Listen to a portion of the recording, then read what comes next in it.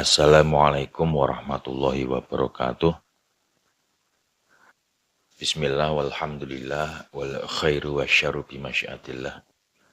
Asyhadu an la ilaha illallah wa asyhadu anna Muhammadan abduhu wa rasuluh. Allahumma sholli wa sallim wa barik ala sayyidina wa maulana Muhammadin nabi wa ala alihi wa sahbihi wa sallim adada halaqika wa ridha nafsika wa zinatarsika wa mitata kalimatika. Subhanaka la ilma lana illa ma 'allamtana innaka antal alimul hakim. Rabbi shrah li sadri wa yassir li amri wahlul 'uqdatam min lisani yafqahu qawli. Amma ba'd. Alhamdulillahirabbil alamin. Teman-teman semua, kita kembali lagi dalam channel Sinau Pegon, di mana melanjutkan materi dari kemarin dari kitab Masail Janais, melanjutkan poin-poin yang kemarin kita bahas, kemarin sampai halaman 9 nomor 4. Nah, sekarang kita lanjutkan nomor 5. Kita mulai. Bismillahirrahmanirrahim.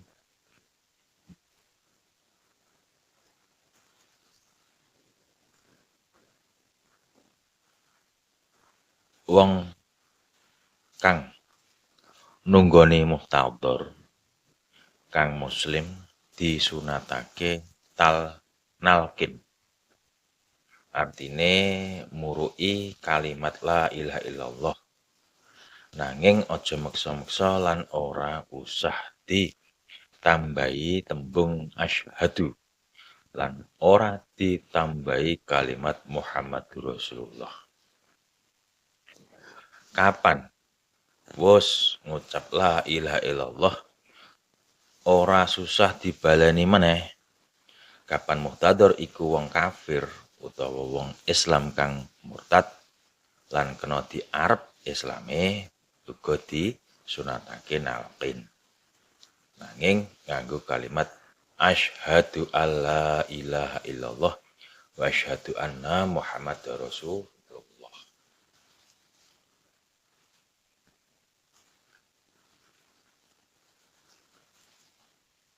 Kita terjemahkan, kita artikan. Orang yang menunggu muhtadhar, yang muhtadhar tadi muslim, disunahkan untuk mentalkin muhtadhar tadi. Artinya murui ataupun memandu ataupun mengajari.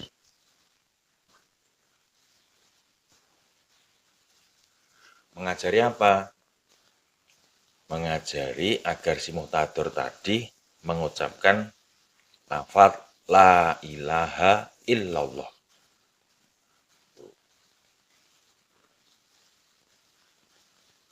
Tetapi dalam mempelajari itu tadi, itu tidak boleh memaksa dan tidak usah ditambahi dengan lafaz ataupun kalimat asyhadu. Dan juga tidak pula ditambahi dengan kalimat Muhammadur Rasulullah.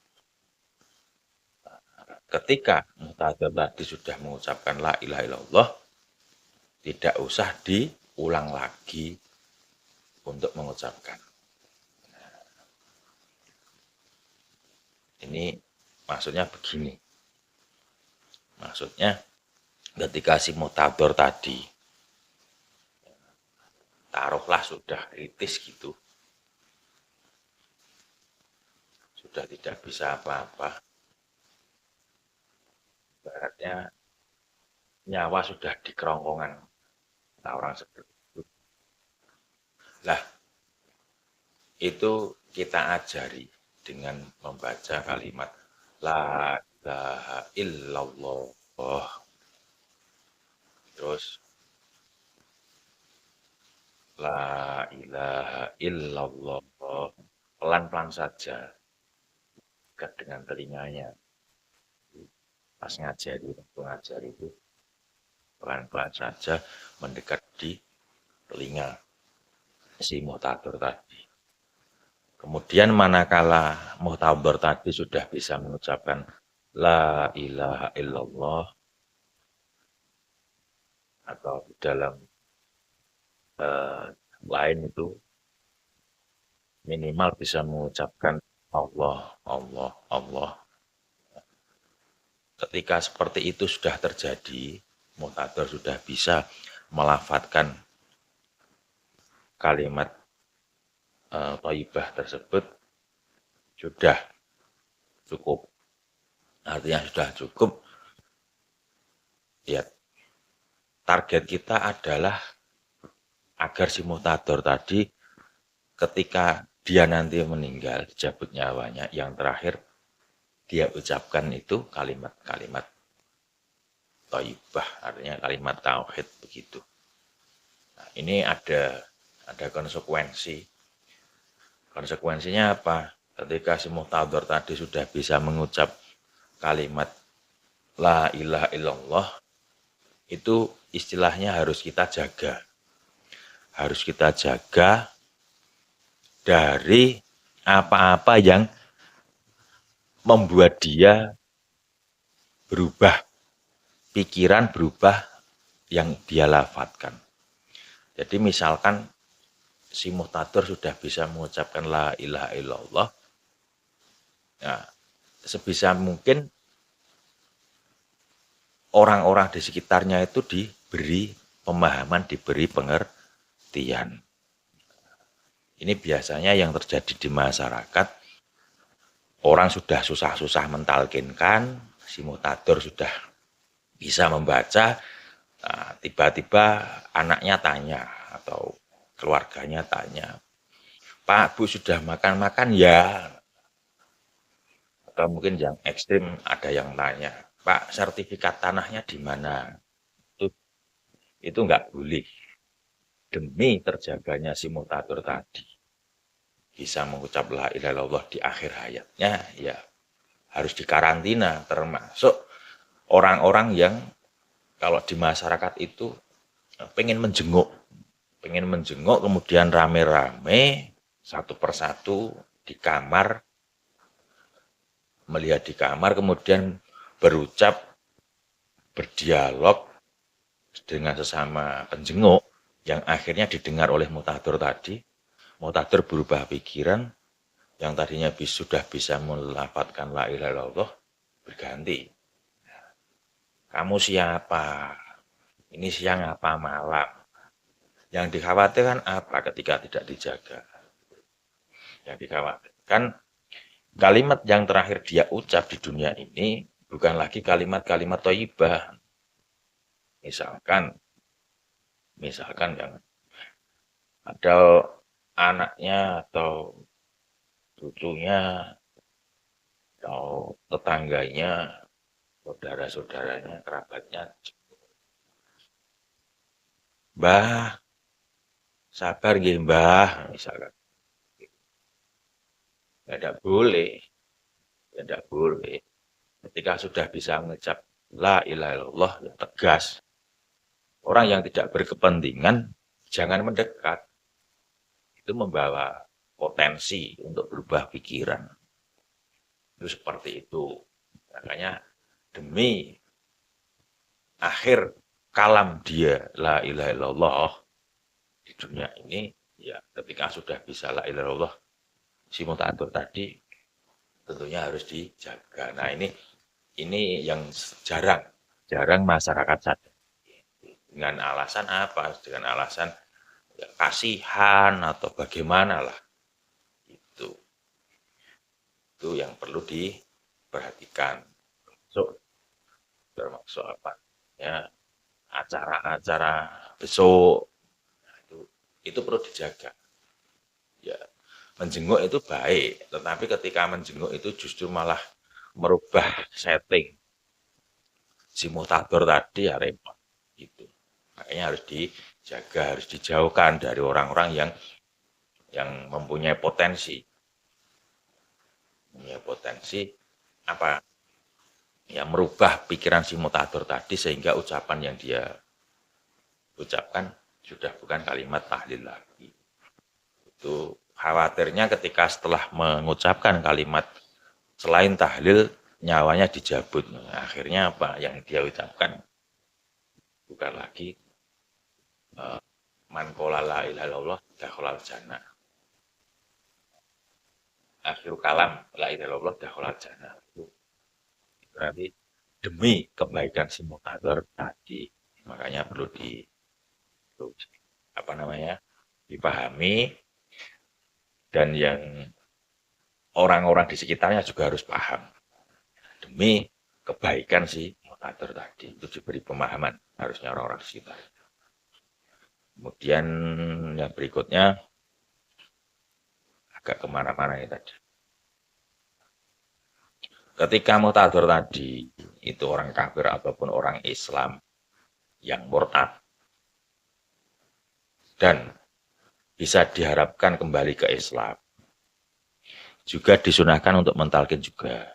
Akan tetapi harus memakai lafaz ataupun kalimat asyhadu alla ilaha illallah wa asyhadu anna muhammadar rasulullah. Terus harus menggunakan 2 kalimat syahadat lagi. Makanya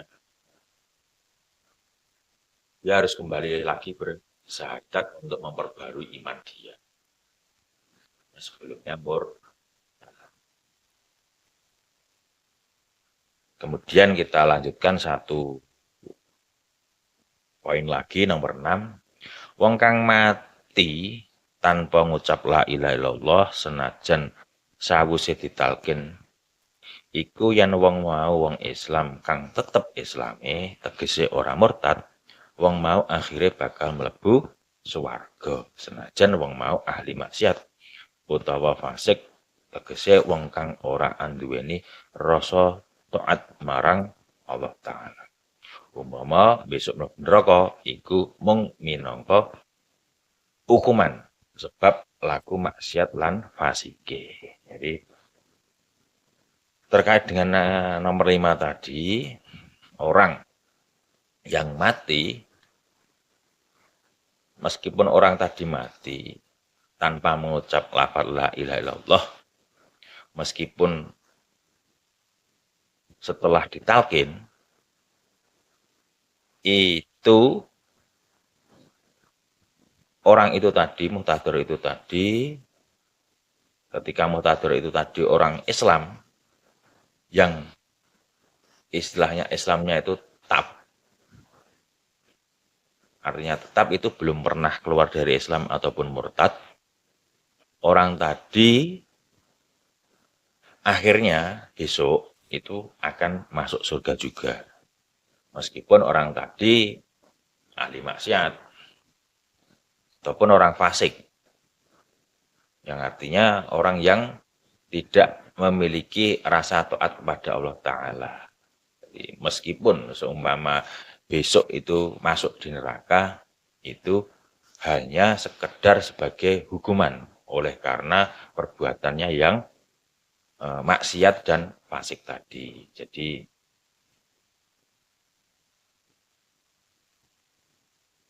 meskipun tidak bisa mengucap, tetapi kalau orang Islamnya itu seorang Muslim yang tetap tidak pernah murtad, itu biarpun ditalkin, kemudian tidak diam, tidak respon, tidak menjawab, itu nanti tetap dia akan masuk surga. Atau ya, orang Muslim tapi fasik maupun ahli maksiat, ya, itu nanti tetap dimasukkan di surga, tetapi harus dihukum dulu, dibersihkan dosa-dosanya, itu juga. Jadi bisa di apa namanya, bisa diambil hikmahnya, yaitu jangan sekali-kali murtad keluar dari Islam. Itu yang pertama. Untuk mempersiapkan agar besok itu kita bisa mengucapkan la ilaha illallah di akhir hidup kita, ya dibiasakan dari mulai sekarang,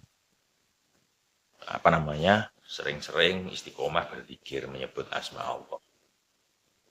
Jadi tidak mungkin akhir sesuatu yang baik itu kok diawali kemudian dijalani dengan sesuatu hal yang tidak baik. Jadi kalau mintanya itu kita husnul khotimah, akhir hidup yang baik, ya tentunya dimulai dengan sesuatu yang baik. Kemudian ketika kita berjalan, itu pun juga harus mengarah pada yang husnul baik. Gitu.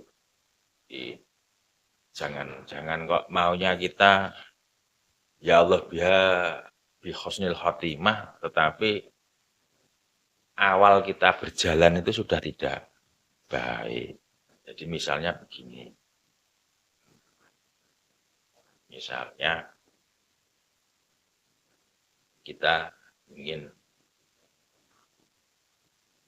hasil sebuah pekerjaan kita.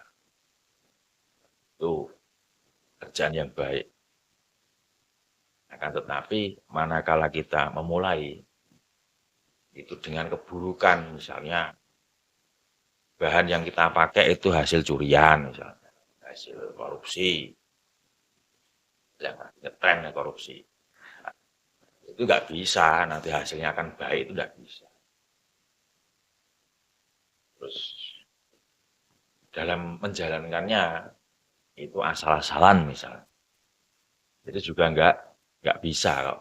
Akhir nanti baik itu nggak mungkin.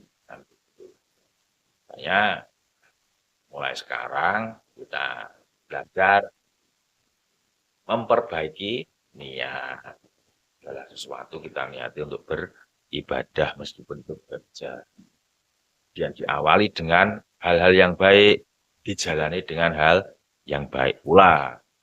Sehingga apa? Diharapkan ketika selesai itu benar-benar selesai dengan baik. Itu gambarnya seperti itu, seperti halnya kehidupan yang kita jalani.